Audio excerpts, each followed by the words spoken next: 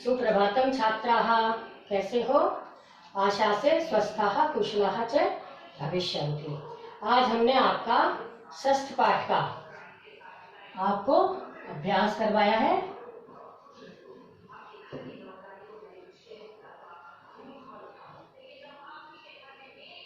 समुद्र तट है। पाठ का नाम क्या है? समुद्र तट है।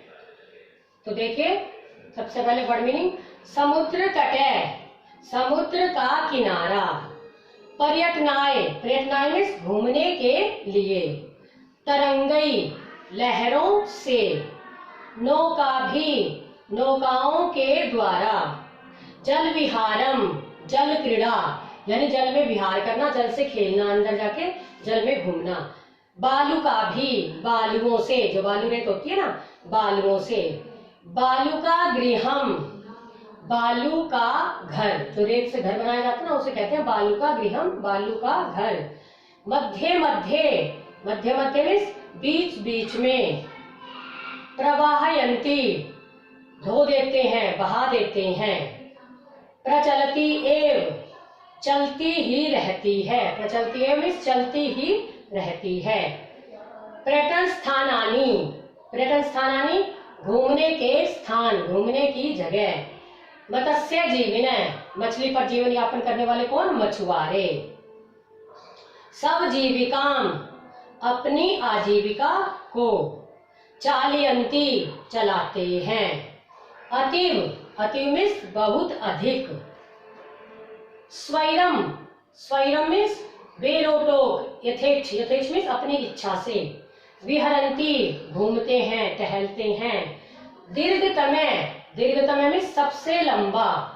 तम बताया था ना आपको, तम मीन्स सबसे लंबा।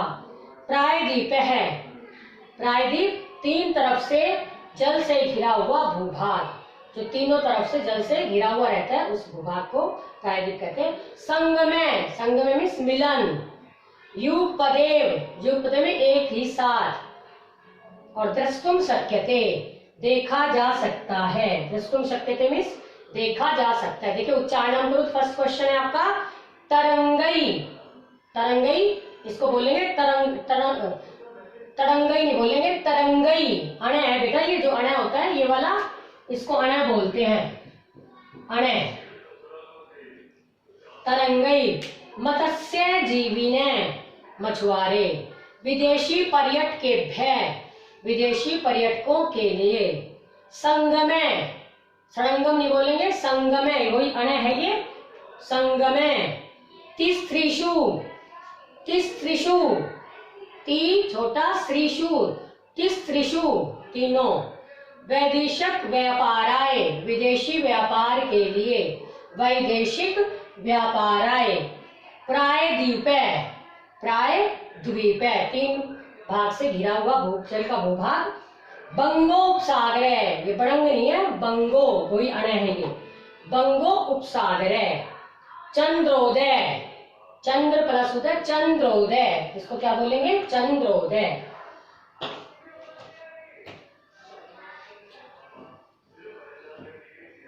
बेटा फर्स्ट क्वेश्चन देखिए आप। सेकंड क्वेश्चन प्रश्न उत्तर है, यह आपको अपनी फेयर नोटबुक में लिखने हैं। जना का भी जल विहारम कुर्वन्ति। जला, जना का भी मीन्स नौका भी। फर्स्ट का आंसर क्या है? नौकाओं से। किससे जल विहार करते हैं? नौकाओं से। लोग किससे जल विहार करते हैं? नौका भी, नौकाओं से। भारत से दीर्घतम समुद्र तट है क्या है? भारत का सबसे लंबा समुद्र तट कौन सा है? मेरीना तट।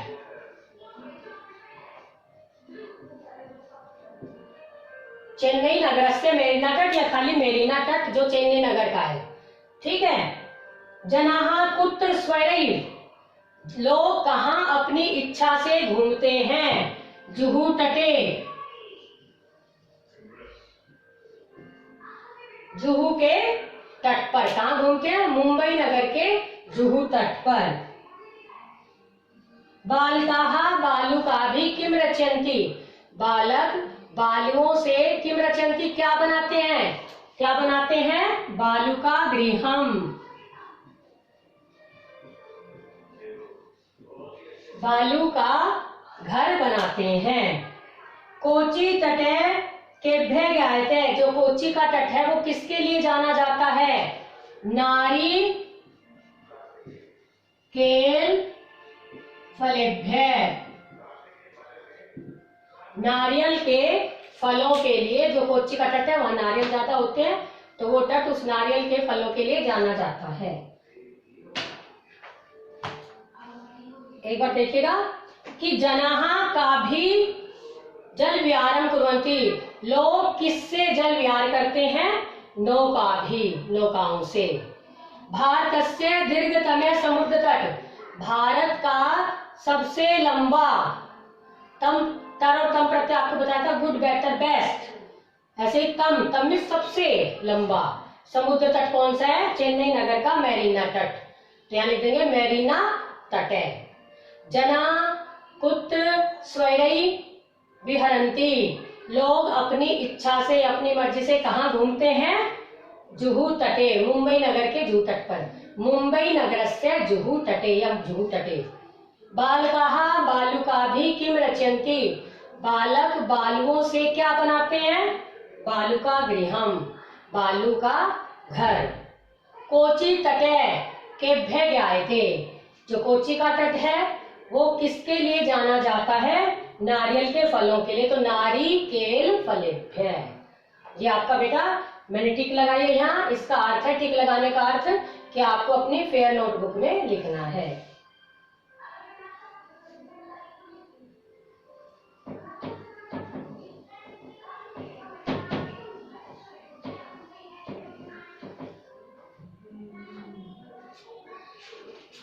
सेकंड क्वेश्चन, थर्ड क्वेश्चन आपका रिक्त स्थान भरने हैं। पहला है बंगोपसागर,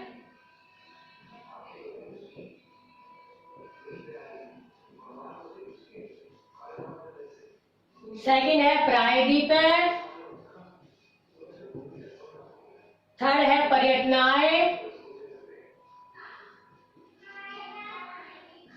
क्रीड़ा, फोर्थ है क्रीड़ा और है संगमे।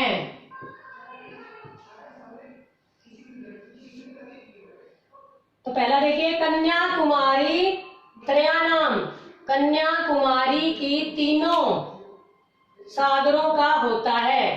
कन्याकुमारी के तट पर तीनों सागरों का क्या होता है? संगम। तो फर्स्ट में आ जाएगा संगमे, फर्स्ट में क्या आएगा? संगमे।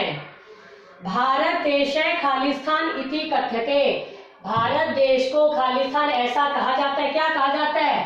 प्रायद्वीप है, तो हो जाएगा प्रायद्वीप। थर्ड, जनाः समुद्र तटम खालिस्तान आगच्छन्ति, लोग समुद्र तट पर खालिस्तान के लिए आते हैं। किसके लिए आते हैं? घूमने के लिए। पर्यटनाएं, किसके लिए आते हैं? घूमने के लिए। बालेभ्य खालिस्तान रोस्ते, बालकों को खालिस्तान अच्छा लगता है। हमारे दो बच गए, क्रीड़ा और बंगोपसागर, तो क्या है? खेलना, खेल अच्छा लगता है, तो यहाँ जाएगा क्रीड़ा। भारतस्य पूर्व दिशायाम, बच गया ये बंगोपसागर है भारत की पूर्व दिशा में, तो ये आ जाएगा बंगोपसागर। तो कन्याकुमारी के तट पर तीनों सागरों का क्या होता है? संगम। भारत देश को कहा जाता है प्रायद्वीप है। समुद्र तट पर लोग आते हैं किसके लिए? पर्यटनाएं, घूमने के लिए। बालकों को रोस्ते क्या अच्छा लगता है? क्रीड़ा, खेल। और पूर्व दिशा में, भारत की पूर्व दिशा में क्या है? बंगोपसागर यानी बंगाल की खाड़ी। ये आपका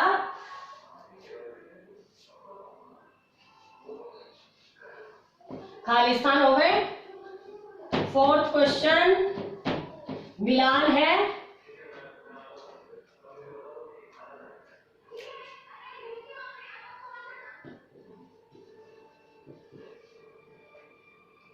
देखिए, समुद्र तट, समुद्र तट किसके लिए? घूमने के लिए, तो क्या आ जाएगा? पर्यटनाएं। क्रीडकम, खिलौना किसके लिए होता है? खेलने के लिए। तो यहाँ होता है खेलनाए। यह क्या आ जाएगा? खेलनाए। दुग्धम, दूध किसके लिए होता है? पोषणाए, पोषण के लिए होता है। दीपक है, दीपक किसके लिए होता है? प्रकाश के लिए, प्रकाशाय। और विद्या किसके लिए होती है? ज्ञान के लिए। क्या हो जाएगा? ज्ञानाय। तो समुद्र तट किसका होता है? घूमने के लिए। ठीक है। खिलौना, खिलौना किसके लिए होता है? खेलने के लिए। दुग्ध किसके होता है? पोषण के लिए, अपना पोषण करने के लिए, पोषणाय। दीपक किसके होता है? प्रकाश के लिए। और विद्या किसकी होती है? ज्ञान के लिए, ज्ञानाय।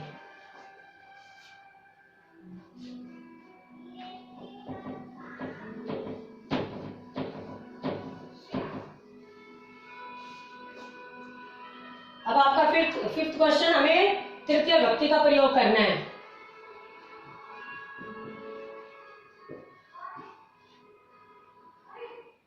देखिए, बालिका, बालक बालिकाओं के साथ, तो इसकी बन जाएगी तृतीय बालिका भी। क्या बन जाएगा? बालिका भी। तड़ाग, जो तालाब है उसमें कमलों से सुशोभित होता है, तो कमल की तृतीय बनेगी कमलई, कमलों से। मैं खाली स्थान से खेलता हूं, किससे? कंदुक, कंदुकें गेंद से। अश्वा, घोड़े घोड़ों के साथ, अश्वई। और मृग मृगों के साथ, मृगई। तो बेटा ये आपकी तृतीय विभक्ति है। बालिका की, बालिका भी। कमल की, कमलई, कमलों से सुशोभित होता है। एक कमल से नहीं होता, बहुत सारे कमल होते हैं। और गेंद, कंदुकें, गेंद से खेलता है। और अश्व, घोड़ों के साथ घोड़े दौड़ते हैं, तो अश्वई। और मृग मृगों के साथ चलते हैं, तो मृगई। ये आपका क्वेश्चन खत्म हुआ। लास्ट क्वेश्चन आपका 7th।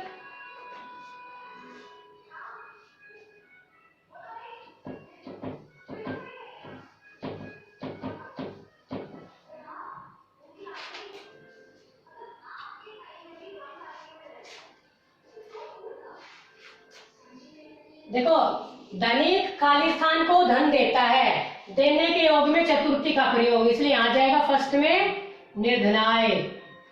फर्स्ट में क्या आ जाएगा? निर्धनाय। बालक पढ़ने के लिए जाता है, तो यहाँ आ जाएगा पठनाय। के लिए चतुर्थी भक्ति।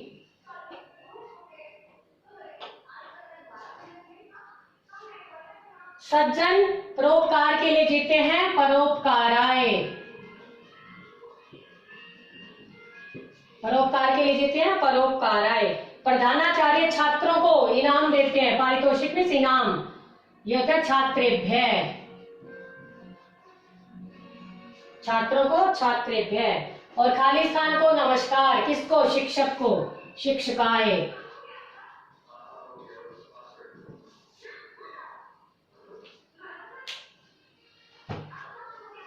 बेटा सब में चतुर्थी भक्ति का प्रयोग है। निर्धन को धन देना, देने के योग में चतुर्थी।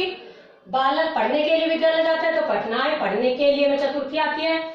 सज्जन परोपकार के लिए जीते हैं, के लिए आ गया परोपकाराय। छात्रों को पारितोषिक देते हैं, देने के योग में छात्रेभ्य। और शिक्षक को नमस्कार, नमे के योग में चतुर्थी का प्रयोग, इसलिए शिक्षकाय। बेटा ये आपका चैप्टर हमने आज करवाया है आपको, इसे आप अपनी बुक में फिल करना और वो क्वेश्चन आंसर वाला अपनी फेयर नोटबुक में लिख लेना। अब आपका आता है 7th पाठ है।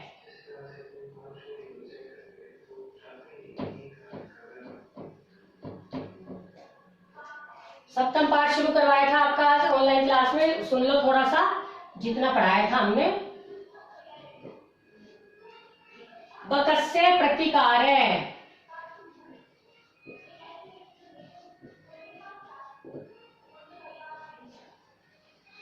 पकस्य मीन्स बगुले का बदला, कि कैसे सियार, सियार तो आपको पता चालाक होता है, कैसे सियार और बगुले की मित्रता थी और कैसे सियार ने उसको बेवकूफ बनाया, तो उसने भी, बगुले ने कैसे अपना बदला लिया, इस कहानी का सार है। एकस्मिन वने, एकस्मिन एक, वने वन में, एक वन में, श्रृगालय सियार, बकै बगुला, एकस्मिन वने एक वन में सियार और बगुला निवसंती रहते थे, निवास करते थे, कि एक वन में सियार और बगुला निवास करते थे। तयो उन दोनों में, तयो का अर्थ है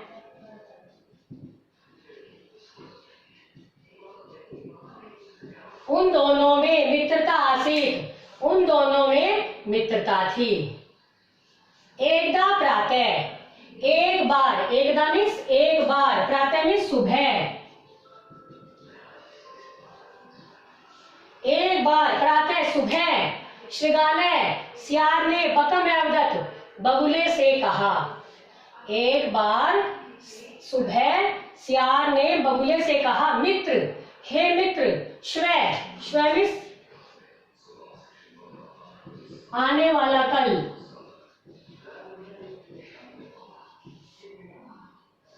आने वाला कल, टुमारो, जिसे आप बोलते हो टुमारो, आने वाला कल। एक बार सुबह सियार ने बगुले से कहा, हे मित्र, कल तुम मया मेरे साथ भोजनम कुरु, भोजन करो, कि कल तुम मेरे साथ भोजन करो। श्रृगालस्य निमंत्रणेन, निमंत्रण मीन्स निमंत्रण से,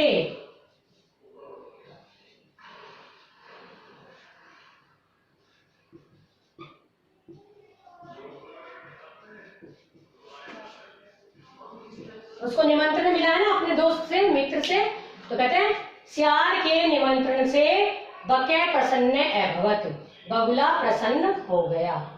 एक बार फिर देखो, एकस्मिन वने श्रृगालय बकै च निवसते सम, एक वन में सियार और बगुला रहते थे। तयो मित्रता आसीत, उन दोनों में मित्रता थी। एकदा प्रातः श्रृगालय बकम अवदत, एक बार सुबह सियार ने बगुले से कहा, मित्र, श्व, कल तुम मया सह भोजनम कुरु, कल तुम मेरे साथ भोजन करो। श्रृगालस्य निमंत्रेण, निमंत्रेण बकै प्रसन्न अभवत, श्रृगाल के यानी सियार के निमंत्रण से बगुला प्रसन्न हो गया।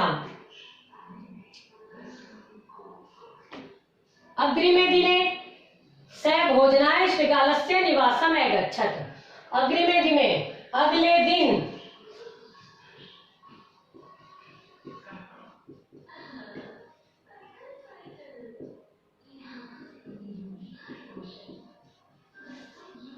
अगले दिन स वह भोजनाय भोजन के लिए,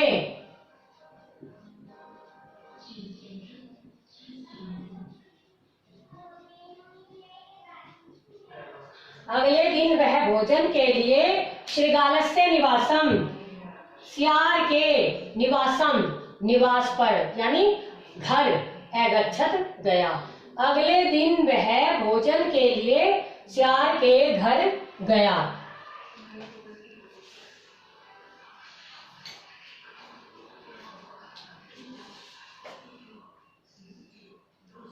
एक बार फिर देखो कि एकस्मिन वने श्रृगालय बकै च निवसते सम, तयो मित्रता आसीत। एकदा प्रातः श्रृगालम बकम अवदत्, मित्र, श्व, त्वं मया सह भोजनं कुरु। श्रृगालस्य निमन्त्रणेन बकै प्रसन्न अभवत्। अग्रिमे दिने स भोजनाय श्रृगालस्य निवासम अगच्छत। एक बार बेटा हिंदी देख लो। एक वन में सियार और बगुला रहते थे, उन दोनों में मित्रता थी। एक बार सुबह सियार बगुले से बोला, हे मित्र, कल तुम मेरे साथ भोजन करो। सियार के निमंत्रण से बगुला प्रसन्न हो गया। अगले दिन वह भोजन के लिए सियार के घर गया। बेटा इसमें अव्यव का प्रयोग है। अव्यव जिनमें ना लिंग होता है,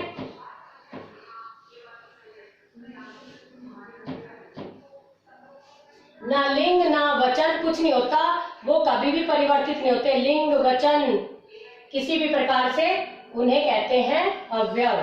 तो पहले में देखो, एकस्मिन वने श्रृगालय च, ये अव्यव क्या है, यहाँ अव्यव का प्रयोग है ना इसमें, तो ये है च।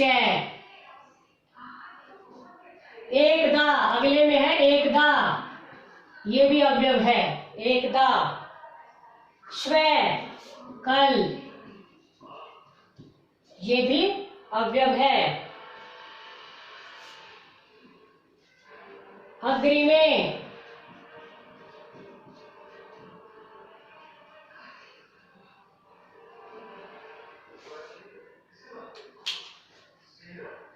बेटा जहां तक हमने पढ़ा है वहां तक में इन तीनों, प्रातः है, प्रातः भी अव्यव मानते हैं, प्रातः को भी अव्यव, तो ये अव्यव होते हैं। ये ना तो परिवर्तित होते हैं, चाहे आप कोई शब्द हो, आपका कोई भी कुछ हो, ये परिवर्तित नहीं होते हैं।